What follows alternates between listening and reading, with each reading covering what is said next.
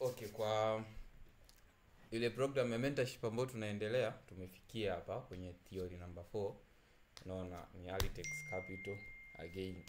So tulianza kuona zile sessions za nyuma, common zile forex terms, how ina operate. Unaona tukaja kuangalia currency pairs, tukaja tukaangalia na hizi market sessions. Unaona hasa theory number 4 ni about different terms ambazo tutakuwa tunatumia kwenye nini, kwenye forex. Unaona sasa kunazo terms nyingi regarding basics ambapo tunakuwa tunaenda kuzitumia ili tu trade, yani ili namna ya kuunderstand forex zile MT5. Unaona kuna maneno mengi ambayo utakuwa unayasikia, unaona, na yanakuwa maneno yote yanayoongelewa yanakuwa yanamaanisha nini, kitu fulani. Unaona so tukianza na exchange rate. Unaona exchange rate anasema an exchange rate is the price at which one currency can be converted into another. Unaona hata kwenye slide za nyuma zile wakati tunapitia currency, yani tunaangalia labda thamani ya currency fulani ni kitu fulani. Unaona tulikuwa tunasema kwamba kupata thamani ya currency moja lazima iwe compared na currency nyingine. Unaona sasa ile amount unayohitajika ku exchange, let's say kwenye euro USD unataka ku exchange dola na USD, ile amount inayo indicate pale pembeni, ile ndo tunaita nini, tunaita exchange rate. Unaona anasema it represents the amount one must pay in their local currency to acquire a foreign currency. Unaona let's say leo una shida na dola, unaona una shida na dola, then una TZS. Ukifika pale kwenye bureau de change, hii ni physical example, ukawaambia kwamba na shida na dola, unaona watakupa rate ya dola kwa wakati huo. Unaona sasa ile rate wanayokupa ile ndio exchange rate. Baada ya hapa nitawaonyesha namna zinavyoonekana kwenye trading view na kwenye MetaTrader pia. Unaona anasema exchange rate reflects the relative economic strength of one country compared to others. Unaona kwamba wanasema hii exchange rate inakuwa ina define kwamba ni to which rate currency fulani, unaona ina participate au inalingana na uchumi wa nchi fulani. So unapoambiwa kwamba dola let's say 2700 in Tanzania, sio the same way itakuja compared na currency labda ya Kenya na nini. Unaona itakuwa na different amount na currency nyingine kutokana na nini, na strength ya uchumi ya hiyo nchi husika. Unaona these rates fluctuate continuously due to market forces of demand and supply as participant nini trade currencies. Zile exchange rates zinakuwa zina change over time. Uwezo ukakuta ni amount ile kwamba always ukitaka Tanzania ukiwa na 2700 utapata dola moja. Zinakuwa zina change. Ile itakuwa 2710, 2720, ambapo zile fluctuations ambazo zina change ndio sisi kama forex traders tuna take advantage ya them ili kuweza kufanya nini, kupata faida. Unaona when demand for a particular currency increases, its exchange rate rises. Unaona yani thamani ya nchi fulani au ya currency ya nchi fulani ikipanda, hata exchange rate yake inafanya nini, inaongezeka pia. Conversely when demand decreases, the exchange rate falls. Exchange rate ya currency fulani inashuka kama demand, uhitaji wa ile currency pia utakuwa nini, utakuwa mdogo. Unaona so uhitaji ukiwa mkubwa wa currency fulani, hata exchange rate itapanda, na uhitaji ukiwa mdogo wa currency fulani, hiyo exchange rate itafanya nini, itashuka. So unaona nakwambia similarly when the supply of currency increases, its exchange rate declines. Unaona inakuja kuwa tofauti kwenye upande wa nini, wa supply. Unaona wa supply kwamba supply ya currency increase, exchange rate yake inafanya nini, ina decrease. Unaona na the opposite occurs when supply diminishes. Unaona supply ya ile currency ikishuka, unaona inakuwa opposite kwamba ile currency inafanya nini, inapata nguvu. Unaona hiyo ni term ya kwanza, ni exchange rate. Unaona tukija huku kwenye chati, au nitawaonyesha zote mwisho. Unaona baada ya kupresent hii slide mwisho nitawaonyesha hizi terms zilivyo kule kwenye nini, kwenye MetaTrader na kwenye chart. Unaona hii ilikuwa ni mfano tu, anaonyesha kwamba kama una USD and AUD then you want to know about exchange rate, kwamba the amount of one currency you can exchange to another, utakuta zimewekwa kama hivi. Unaona kwamba let's say kwenye euro tunanunua kwa hii amount, then tunasell kwa hii amount. Tunaanza hii ni exchange rate kwenye one currency. Unaona lakini kama unataka kubuy let's say euro kwa USD, lazima upewe exchange rate ya euro compared to nini, compared to USD, lakini hizi ni za kawaida za physical bureau de change, unaona, ndio utazikuta zimeandikwa hivi, na hizi tumekutana nazo sana, unaona. Anasema exchange rate is simply the ratio of one currency valued against another currency. For example, the Euro USD, akatoa mfano hapa Euro USD. Unaona? Anakuambia kwamba mfano ukakutana, sasa hapa tunaongelea kwenye online forex. Unakuta kwamba amekuwekea currency pair Euro USD, then wameweka mbele nini? Ile namba. Ile namba ndio inakuwa exchange rate. Inakuwa inamaanisha kwamba unatakiwa uwe na dola 1.16205 ili uweze kuacquire nini? Kuacquire euro moja. Unaona, tuliangalia kule kwenye wakati tunasoma currency pairs kwamba the value ya base currency ambayo ni euro always ni nini? Always ni moja. Lakini ambacho kina fluctuate waga ni value ya nini? Ya ile counter currency, unaona. So anasema kwamba here the euro is the base currency na USD ni counter currency. Unaona, the value of euro, the value ya base currency siku zote huwa ni moja. Unaona, and the value of USD against euro ni 1.16. Unaona. So this indicates your units is used to require one unit of euro, as nimewaambia kwamba kwenye exchange rate kinachokuwa kina fluctuate ni ile price ya nini? Ya hii counter currency ambayo currency inayokuwa mbele, lakini value ya base currency ni moja. So kwenye huu mfano inakuonyesha kwamba you need 1.16 dollar to acquire what? To acquire 1 euro. Unaona, hiyo ndio exchange rate concept yake inakuwa imekaa hivyo. Unaona, tunakuja kwenye pip. Unaona, sasa wewe kama trader, kitu ambacho utakutana nacho sana kuliko kitu kingine ni pip. Unaona, tunaita percentage in point. We do measure the differences ya price, kwamba umebuy wapi mpaka wapi, tuna measure in pips. Na hisi nimekutana na mtu anakuambia kwamba nimetembea pips kadhaa, unaona, nimetembea pips 50, nimetembea pips 60, nimetembea pips 70. Unaona, sasa anakuambia ametembea hizo pips 70, maana yake ametoka sehemu fulani kwenye online forex, umbali uliobuy kwamba nimebuy from certain exchange rate mpaka kwenye certain exchange rate, ule umbali uliobuy ndio unameshwa kwenye nini? Unameshwa kwenye pips. So unasema the short form of percentage in point, which means the percentage of cent given in exchange rate. Ile difference between your exchange rate, ulibuy kwenye exchange rate fulani, then umemove, kama ni ulisell umemove mpaka kwenye exchange rate fulani, ile change inayotokea ni, tumeshaongea kwamba change inayotokea currency per day ni ndogo sana. Unaona, sasa ile percentage in point ndio tunaita pips. Unaona, anakuambia the smallest amount by which currency exchange rate can change, and it's the common increment of currencies. Unaona, ile small increment ambayo niliwaambia kwamba zina change ndio, lakini tunateka advantage of hizo leverage na nini, ndio tunaita nini? Tunaita in pip. Unaona, so utakuwa ukienda wapi mtu anakuambia tu kwamba nimetembea pips 16, nimetembea pips ngapi, unakuwa unamaanisha kwamba nimetoka umbali wa pips 16 kutokea pale nilipoingilia, whether nimesell au nimebuy. Unaona, mpaka kwenda nini? Kwenda juu. Hii the pip with the fourth number or digit after a decimal place in an exchange rate, kwamba kwa exchange rate vile ilivyokaa. Unaona, hizi hapa kwa mfano Euro USD, hii exchange rate ilivyokaa kwa pair za USD, pip inakuwa ni digit ya 4, 1 2 3 4, digit ya 4 huku hivi. Unaona, hizo ndo tuna pip, yani difference inakuwa ni digit ya 4 kwenye nini? Kwenye huu upande wa decimal. Lakini kwa nao tools ziko updated, hatuna haja ya kufanya manual calculations kujua kwamba unapataje pips. So kuna tool ambayo ipo tayari na kuonyesha kwamba wewe utamesha pips kutokea hapa mpaka hapa, inakukalculate yenyewe na kuonyesha umepata pips ngapi. Tutaona namna ya kuitumia, na pia tutaitumia zaidi tukianza kufanya nini? Tukianza kufanya analysis. Unaona?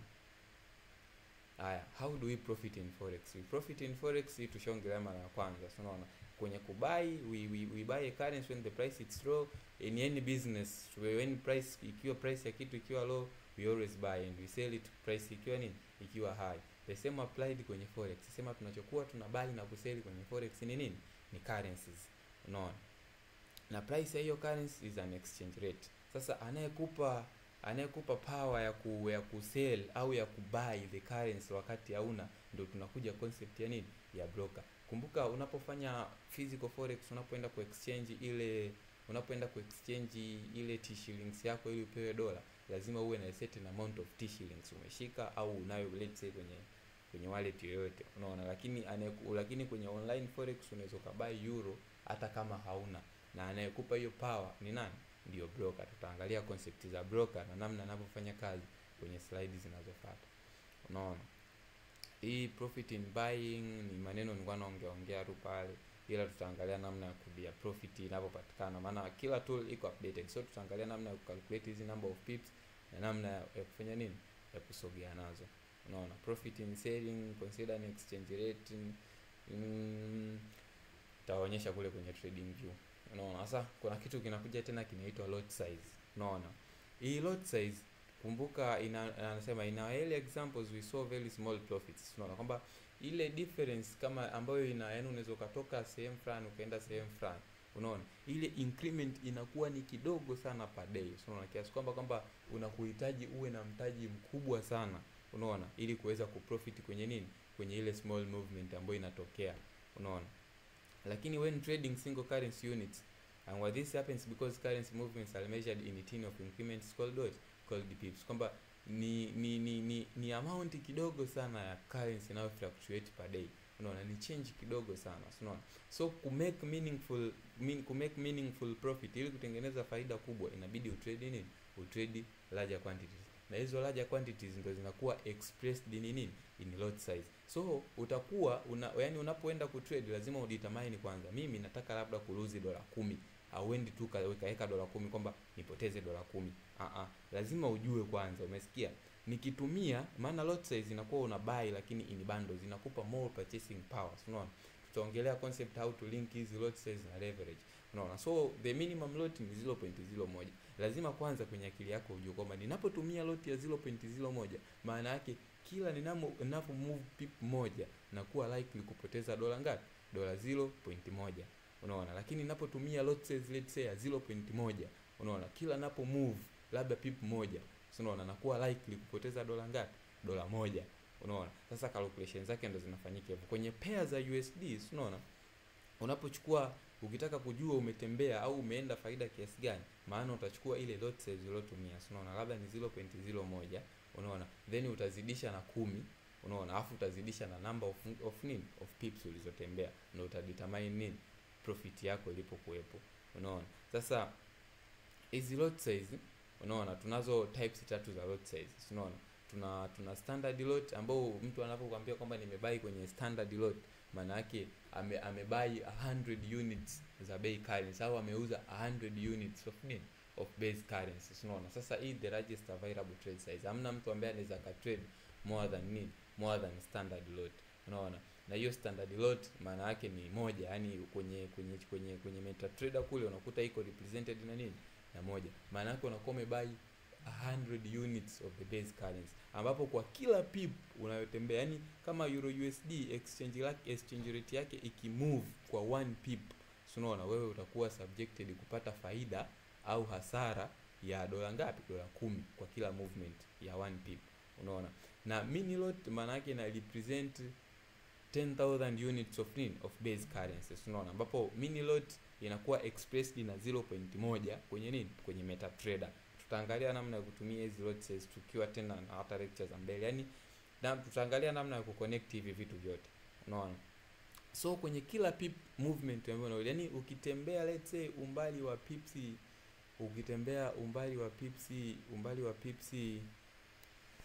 wa pipsi moja, unakuwa subjected kwa faida ya nini, ya 0.1. Unaona, kuna mmoja pale ile siku tuliweka 0.01, ukaona unafunga, na kwa unapozidi kuongeza load, unaona, unakuwa subjected kupata more profit na kupata nini, na kupata more hasara. Unaona, sasa hizi standard lot ndio tunatumia kwenda kupurchase. Au wendi kwamba kupurchase kama umeona hapa, wendi kupurchase kwamba mimi nataka ni risk let's say dola 10 kutarget dola 20. Lazima ujue kwanza nitatumia whether ni micro lot, nitatumia mini lot, au nitatumia standard lot. Siendi tu pale kwamba nataka ni risk dola 10 then nikaweka. Nikisha determine, then nitadetermine the percentage in point change in exchange rate, ambao price yangu itafanya nini, itatembea.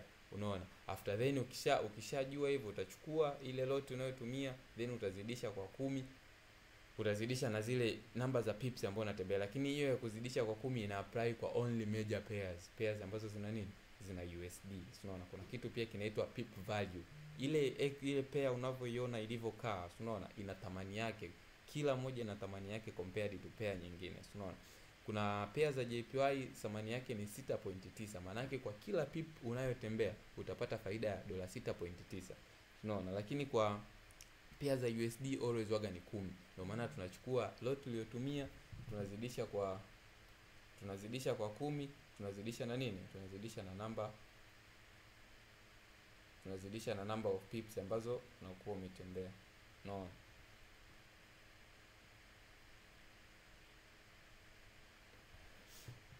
Okay. Hapa ilikuwa ni summary tu ya hizi lot sizes. Anakuambia lot size, standard lot units ni hii, kama nilivyokuambia kwamba standard lot kwenye MetaTrader inakuwa represented na nini, na 1.0, ambapo value per pip maana yake kila ukimove pip moja unatengeneza faida ya dola ngapi? Faida ya dola 10. Mini lot ambayo inakuwa ina represent units 10,000, representation yake inakuwa ni ngapi?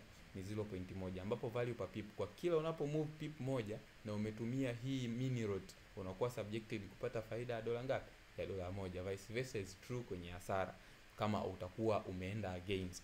Unaona? Micro lot ni hii hapa units zake, maana yake unakuwa umebuy units 1000 za ile currency, ambapo instead of writing 1000 kwenye MetaTrader wewe utasema kwamba mimi na buy kwa lot size ya 0.01. Unaona? Sasa hii 0.01 maana yake kwa kila pip unayotembea wewe utapata faida ya dola ngapi? Faida ya dola 0.1. Unaona? Vice versa is true kwenye hasara, utapata pia hasara ya 0.1 kama itaenda against nini? Against wewe. Unaona? Sasa kuna kitu tunaita leverage. Unaona? Sasa kama nilivyowaambia kwamba forex iko more open, kwamba unaweza invest hata kwa amount yako ndogo kuanzia dola 10. Unaona? Lakini ni mzunguko ulioko kwenye forex ni almost dola trillion 7.2 kwa lini? Kwa siku. Sasa ile ni amount kubwa sana. Unaona? Ni amount kubwa sana. Unaona? Ambapo wewe na dola 10 zako ulikuwa hauna uwezo wowote wa kuweza kufanya nini? Kuparticipate kwenye market ambayo ina liquidity kubwa kama hivi.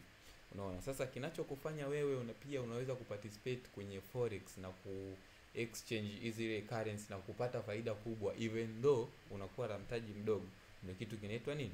Kinaitwa leverage. Unaona? Anakuambia you might wonder how small investor can trade such larger currency amounts. Unaona? This is where leverage comes into play. Leverage hiki ni kiasi ambacho broker anakukopesha. Unaona? Kwenye mtaji wako wa dola 10 anakupa more purchasing power. Unaona? Yaani akupi kama amount. Unaona? Lakini ukisha deposit zile let's say dola 10 anakuongezea more purchasing power.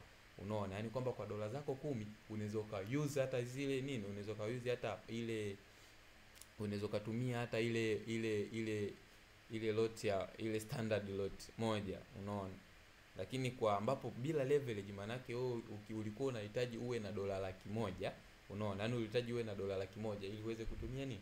Ili uweze kutumia ile standard lot. Lakini with leverage, unaona, unaweza ukakuta kwamba ukiwa na dola 100, unaona, then broker let's say umedeposit dola 100 out of no leverage. Unaona? Uwezi ukatumia hata ile standard lot, wala uwezi ukatumia hata nini? Hata ile mini lot, hata micro lot unaweza usitumie. Unaona? Lakini tusingeweza kufanya biashara sasa kwa sisi wenye mitaji midogo. Unaona? Biashara ingekuwa na watu wenye mitaji mikubwa. Na although hata forex wakati inaanza miaka 90 kulikuwa hamna issue ya leverage. Unaona? Watu walikuwa na deposit ya zao nyingi na wana trade bila nini? Bila leverage. So broker anakupa more purchasing power. Let's say umedeposit dola 100 and then umechukua 1:1. Na hizi leverage zinakuwa expressed in terms of nini? In terms of ratio. Unaona? Na amekupa leverage ya nini? Ya 1:1. Sasa unakuwa na uwezo wa kucontrol positions paka zinazo worth dola 100,000 kwa ile amount yako. Unaona? Na sio tu 1:1. Brokers wanaoffer, kuna broker ambao wanaoffer paka leverage ya 1:1 unlimited. Maana yake kwa mtaji wako you can open any position.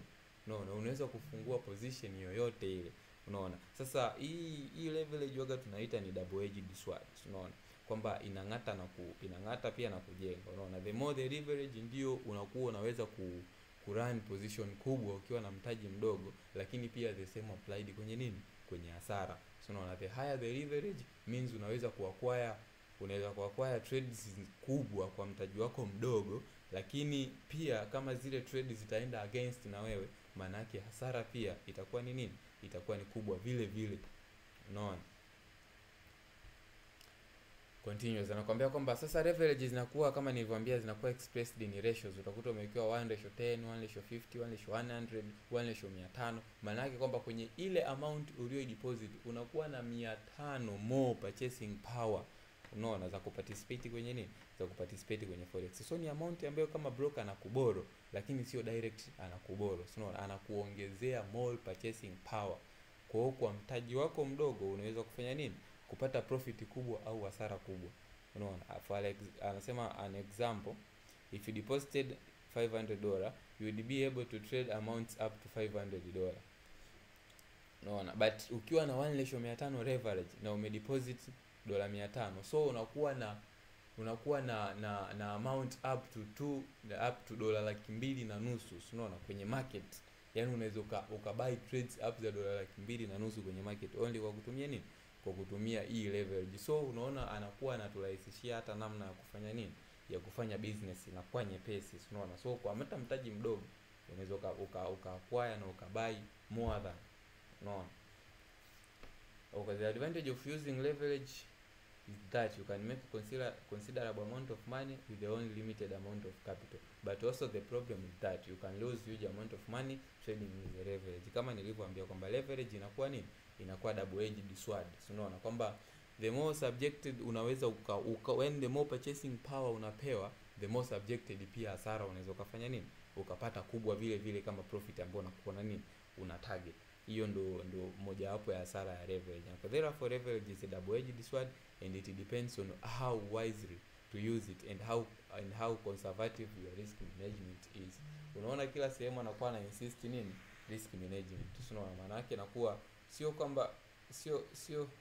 kwamba ni vibaya kutumia leverage, lakini as long as you understand the risk coming with the leverage na kila kitu kinavyoendelea about leverage, maana yake unaweza ukatumia leverage vizuri na ukawa subjected to profit. Unaona, sasa nitaka niwaonyeshe kitu kimoja hapa, unaona, kwa trading view. Unaona, hii ndio trading view. Unaona kama kawaida sasa hivi ya USD ni 1.13502. So to acquire 1 euro you need $1.1350, na hii ni amount ambayo utakutana nayo dunia nzima, kwamba kupata euro moja ukiwa na dola unahitaji uwe na dola 1.13 ili uweze kupata euro ngapi? Euro moja. Sasa trading view ambayo inatumika kufanya nini? Kupima hizo pips. Unaona, kwa sasa hivi tukiwa tunaongelea tools za trading view nitawaonyesha, ila kwa sasa hivi nitaichukua tu.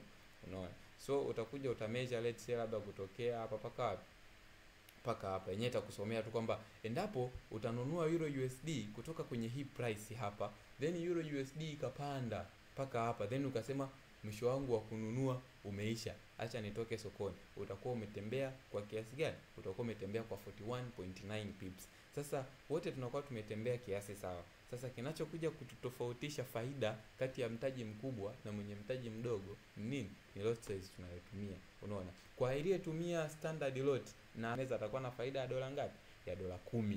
Unaona, so kama ametembea pips 41, maana yake atakuwa na faida ya dola 419. Kwa mtu aliyetumia ile mini lot, unaona hapo ndo namna ya kuconnect zile nini lot size na pips. Thamani ya euro USD imefika hapa. Kwa mtu aliyetumia ile micro lot, maana yake kwa kila pip anayotembea anakuwa subjected kupata faida ya dola ngapi? Dola 0.1, dola 4.19. Unaona, asa leverage haionekani kwenye trading view. Leverage unachagua pale ukiwa unafungua account yako kwenye nini? Kwenye broker. Unaona, so tukianza session zile za kufungua account na nini, tutasuggest hata ni which leverage ni convenient tunaweza tukatumia na nini. Unaona, hiyo session ya leverage, lakini jua tu kwamba kinachotupa more purchasing power ya kuweza kupurchase any currency hata kwa amount zetu ndogo, na ni amount ambayo certain broker anakuboro. Broker unamtumia kama hivi huyu Trade Taurex, unaona, anakuboro. Unaona, inakuwa ndo nini? Inakuwa ndo leverage. Unaona, so tutaendelea kwenye hizi uliza.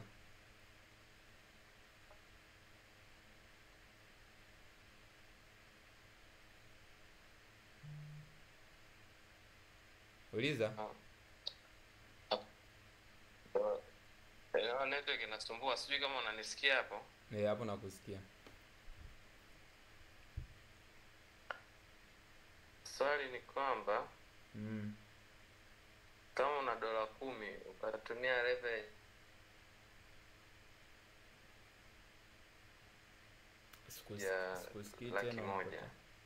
$100,000, leverage against hiyo hasara inakuaje? Inaenda kwa nani na vipi yani? Sasa kumbuka kwamba nimekwambia itakula kwa yule aliyekuwa wazima. Nimekwambia leverage Vipi? zinakupa more purchasing power, si ndio hivyo? Ni amount ambayo broker anakubolo, lakini sio direct anakufanya nini? Anakubolo. Sasa how leverage ina work? Itakuongezea wewe uwezo wa kufungua nini? Lot size kubwa kwenye dola 10 zako. So hata pale kwenye dola 10 ukisha deposit, baadaye tunaanza kusoma mambo ya balance, equity, sijui nini haya huko mbele. Unaona? Zile dola 10 zako zitasoma kama dola 10 kwenye balance. So unaona, lakini utakuwa na uwezo wa kununua more than ile dola 10. So hata hasara yako inapokuwa inatembea kwenye brokerage pale, itakuwa inatembea haitavuka dola 10. Unaona? Itakuwa inatembea tu dola 1. Itakapofika dola 10 utakuwa umechoma ile account. Unaona? So leverage ni anakuboro, lakini akupi direct, anakuongezea more purchasing power kwenye account yako. Unaona? Yaani kwa dola 10 zako usingeweza kutrade hata ile micro lot, lakini unaweza hata ukatrade ile micro lot. So hasara inayorani haiwezi karani na leverage. Leverage unachagua ukiwa unafungua account. Unaona? So inawekwa direct kwenye, yani purchasing power inawekwa direct kwenye account yako. Lakini losses inakuwa subjected kwenye ile amount balance ulio deposit. So hamna loss itakayozidi dola 10. Loss yako utakuwa unaona inalani dola 1, 2, 3. Itakapofika dola 10, loss ya dola 10, account yako itaungua pale pale.